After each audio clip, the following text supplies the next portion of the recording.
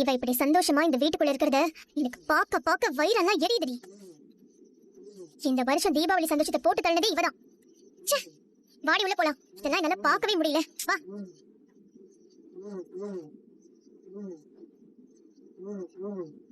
பாத்தியாமா, காலையில என்னமோ தீபாவளியை கொண்டாடுறதுக்காக மட்டும் வந்த மாதிரி தான் வந்தா. ஆனா ஒரே நாள்ல இந்த வீட்டுக்குள்ள எல்லார்கிட்டயும் எப்படி ஒட்டிக்கிட்டான்னு பாத்தியா? சரியான ஒட்டுனி மாவ.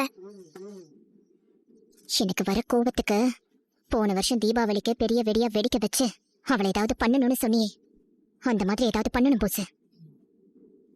பண்ணிடலாமா? நானும் பண்ணிடலாம் தான் நினைச்சேன். ஆனா வருஷம் வருஷம் அந்த மாதிரி ஏதாவது நடந்தா ஏதாவது சந்தேகம் வந்துடும் தான் பேசாம விட்டேன்.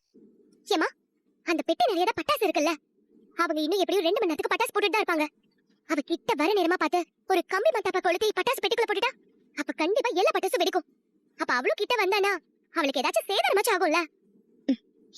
நல்ல ஐடியா தான். போஸ், என்ன பண்ணலாம்? சரி, நீ 2 பேரும் உள்ள போங்க. இந்த ஐடியா உனக்கு கச்சிதமா முடிச்சிட்டு பத்ரம், வா சித்ரா.